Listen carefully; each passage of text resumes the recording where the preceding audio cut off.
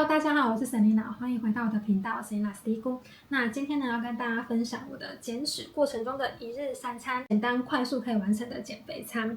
如果你还在想一天三餐怎么吃的话，那这支影片绝对会非常适合你。我加了1汤匙的抹茶乳清蛋白粉，还有燕麦片25克，跟一点燕麦谷物，还有1颗奇异果，跟少许的坚果。因为今天变得有点冷，所以我有稍微微波过一下。核桃，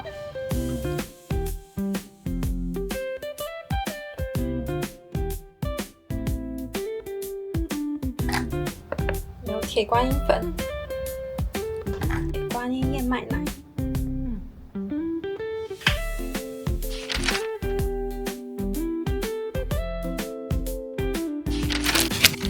这是果果坚果的香蕉可可蛋白棒，一份是159大卡，有9克的蛋白质、9克的脂肪跟10.6克的碳水化合物，那有2.8克的糖。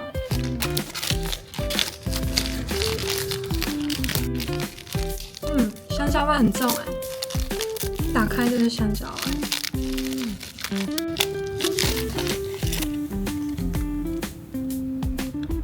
还蛮好吃的。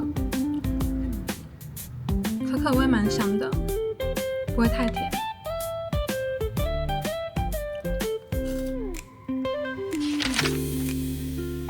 今天的材料有番茄、4颗鸡蛋、马粪宝、洋葱，还有鸡胸肉。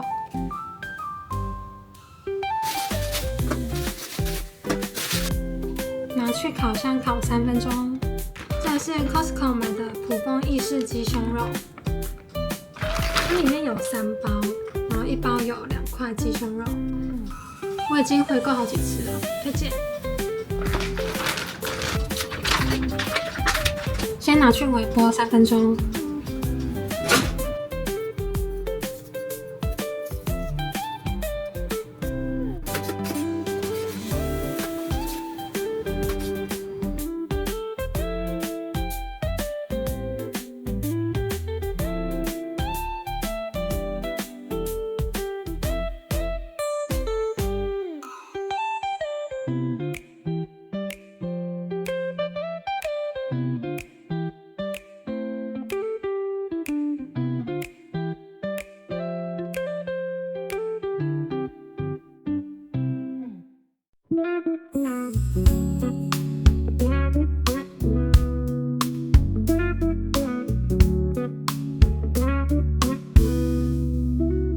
We're traveling late, just you and me. A lazy breeze, a summer spree.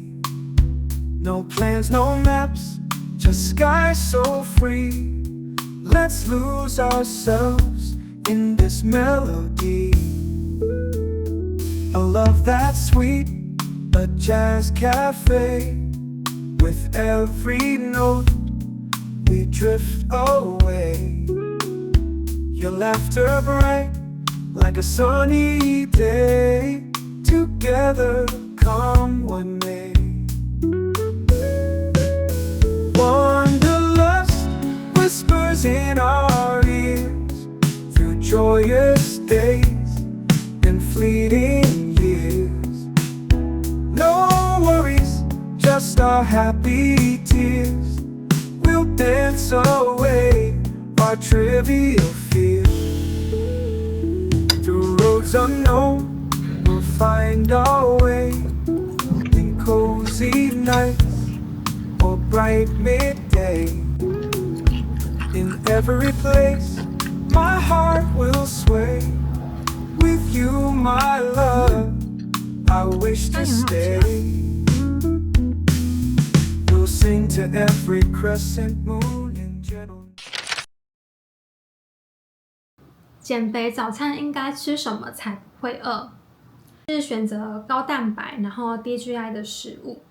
像我自己的话，就很常是希腊优格搭配水果，或者是全麦吐司搭配蛋，或者是你可以抹果酱搭配乳清，摄取到蛋白质跟淀粉。那蔬菜的话，我会建议你，如果早餐没有办法摄取的话，可以到中午的时候。大部分人跟我一样，早上都是很匆忙的要赶去上班。那其实像我自己的话，我7点15分起床，那我大概7点50分就要出门了，所以等于说我10到15分钟之内我要做完早餐，然后甚至是吃早餐的时间只有5分钟而已，其实蛮短的。我会推荐一些就是大家非常快速可以完成的早餐，像是就是我会面包或者是果酱加吐司，然后或者是水果1份，搭配乳清蛋白20到30克左右。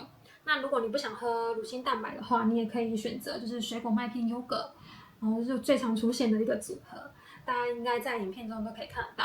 那另外的话就是很方便的隔夜燕麦粥，隔夜燕麦粥你可以搭配大叶燕麦，然后无糖优格加豆浆或是牛奶，然后加一些坚果，都是一个很好的选择。你也可以另外再加一些蓝莓啊、冷冻蓝莓或者是香蕉、苹果。我觉得这是一个很方便的一个早餐的方式。那因为你不想要吃冰的话，你就可以把它加热来吃。是地瓜水煮蛋加咖啡，或者是香蕉加咖啡加水煮蛋，都是一个很棒的选择。早上喝咖啡会影响减肥吗？我觉得不会，而且其实咖啡没有什么热量，就是它热量很低，它可能还是有，但非常非常的低。如果你不加一些牛奶啊、奶精啊，其他一些什么摩卡咖啡，那个就热量非常的高。那如果你不喜欢喝黑咖啡的话，我会建议你可以加无糖豆浆，或者是低脂牛奶，或是全脂牛奶都 OK。那像我自己的话，是因为我对牛奶会过敏，然后我好像有点乳糖不耐症。那另外就是我喝了牛奶的话，就是可能会容易皮肤痒，还有就是容易长粉刺，所以我已经戒牛奶戒了一段时间了，应该也有半年以上哦。对，那我发现我自从没有喝牛奶之后，我的皮肤的改善跟我皮肤痒的状况都有降低，所以对我来说是一个蛮有效的方式。不建议空腹喝的话，很容易会有胃食道逆流。对，所以我可能会交替，今天喝咖啡，明天喝自己泡的抹茶燕麦奶，然后后天换豆浆，或者是再喝咖啡，就是可以自己去做一个调配的。外食怎么选择健康的餐点？你去夹自助餐的话，你可以先以2到3份的蔬菜为主，加上蛋白质。那蛋白质的话，我自己的话会抓可能至少2/3的大小的肉啊，或者是豆腐啊，或者是你可以选择鸡蛋。那我如果比较饿的话，我就会吃到1个手掌，可能是1片鱼，我觉得都是很 OK 的一个分量。那因为我在公司吃公司的便当，也没有什么太多的选择，所以我基本上便当的菜我都会吃完。然后肉的话，蛋白质的话，有皮的话我会去皮，然后一般的什么鸡胸肉或者是猪排的话，我就会吃完这样子，搭配半碗的淀粉。我一般的话，我就是吃1/2，吃一半的量。然后比较饿的话，可能就会吃到2/3。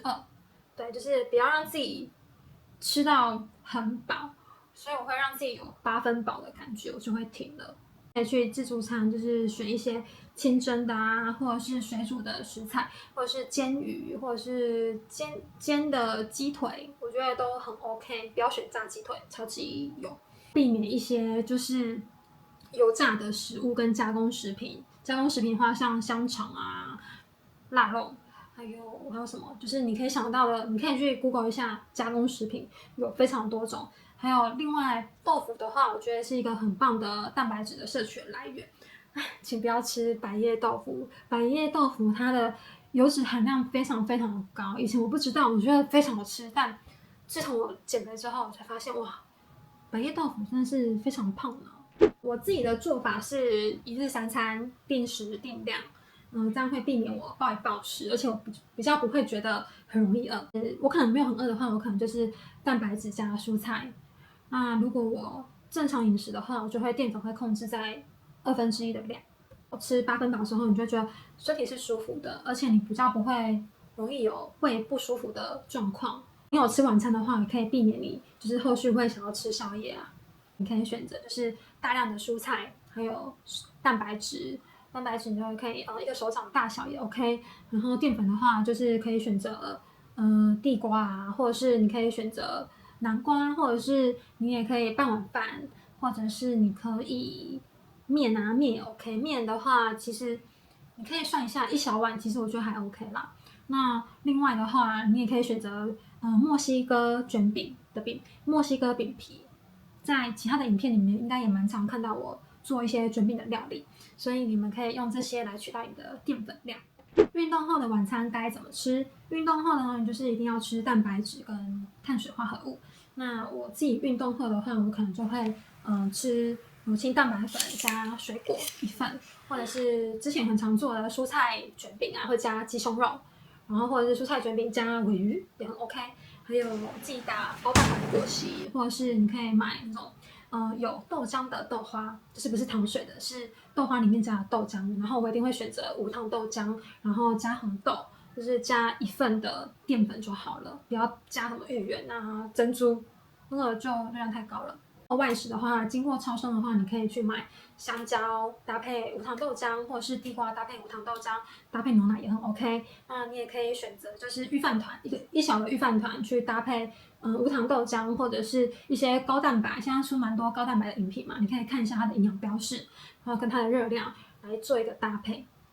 最方便的话，那你就直接选超商的健康餐好了，就是它可以已经帮你算好你的蛋白质跟你的所需要摄取的蔬菜跟热量，那至少确保那一餐你的营养是算均衡的。减肥时每天摄取多少的卡路里？那因为每个人的身体状况、年龄嘛，还有你的性别都不一样，还有你的生活作息等等等，或是你的运动量都会不一样，所以你的每天摄取的卡路里会有所不同。那你每天的话，一定要吃超过基础代谢量。那基础代谢呢，就是让你躺着不动，你就必须要有这些，你就必须要吃到这些热量。比我一个人就是基础代谢是1200的话，那我躺着不动，我一天所需要热量就是1200大卡，这就是你的基础代谢量。那千万不要吃低于基础代谢量的状况，因为这会让你的身体很容易感到饥饿，而且你会很容易再复胖。我之前就是这样做过，所以非常非常的建议你们不要跟我一样，这样子真的会很容易复胖，而且你的身体状况跟你的代谢会很明显的会变得很差。它叫 TDEE， 它是你身体每日能消耗的热量，就是依据你的活动量跟你吃的食物来计算的数字，它就会有所不同。